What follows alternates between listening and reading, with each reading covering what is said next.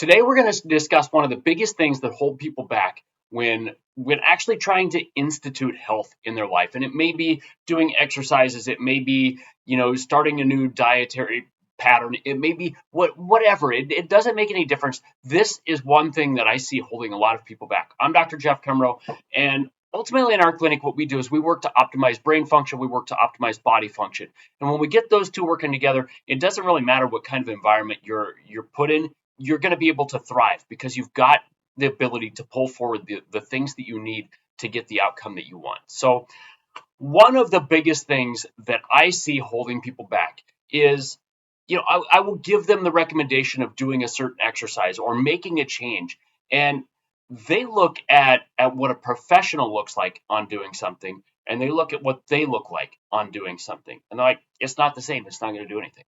And that's not the case at all. And let's look at the example of an exercise starting out, right? So everybody has probably done some sort of a crunch or some sort of a bridge or different things like that.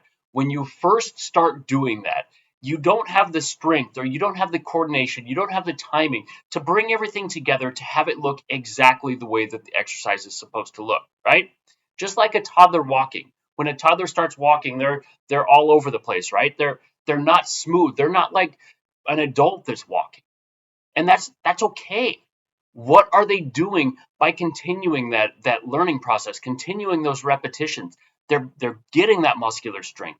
They're getting that coordination. They're getting that timing. They're getting that balance. And as we get all of those put together, that's when it starts to look more like somebody who's done it their whole lives. And the exercises are the same way. When you're doing that crunch, when you're doing that body bridge, whatever it may be, that plank, it doesn't matter. And it doesn't matter if just exercise. If we're talking about math or handwriting or anything like that, it's all the same thing, right? We've got to develop that muscle memory and coordination. But when we start using that, we start to develop some of that muscular strength. We start to develop some of that muscular coordination. We start to get some of that timing coming about. And the next time that we do it, it's a little bit easier. And the time after that, it's a little bit easier and a little bit easier and a little bit easier. And it continues to move in that direction. But a lot of people are scared to do those exercises because they don't look like the picture. They don't look like the textbook. They don't look like the professional. It doesn't matter. Don't let that hold you back. You are still developing range of motion. You are still developing muscular strength. You're still instituting motion into those joints and getting them to suck in some of those nutrients and push out some of those waste products. That's the way that we get all of our nutrients in and our waste products out of joints, is we have to move those joints. So as we start to do all of this stuff, we start to see decreased inflammation. We start to see improved strength. We start to see improved stability. And that leads to decreased inflammation overall, right? So it's not having everything look perfect. And like I said, we can look at a million different examples on this. Handwriting for little kids, same way. When they start writing, their handwriting is difficult to read, right? And that's okay. What happens as they start to write more? It becomes easier and easier to read.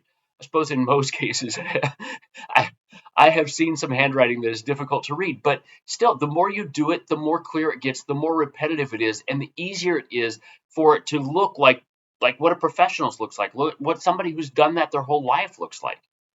And that it's just not having that fear. Everything is a learning process. And when you look at it as a learning process, it becomes an opportunity, right? We can't look at it as something that is one more thing to do. This is an opportunity to learn new skills, to develop new health habits, an opportunity to get out of the pattern that you're currently in. And that's what most people that come to my office are looking for, right? They're looking to get out of the pattern that they're already in, whether that's difficulty in learning, whether that's difficulty in movement, whether that's pain. I mean, there's a lot of different things that we're trying to change, but we have to be unwilling or unafraid to dive in and just start doing things and quote unquote looking ridiculous while we do it.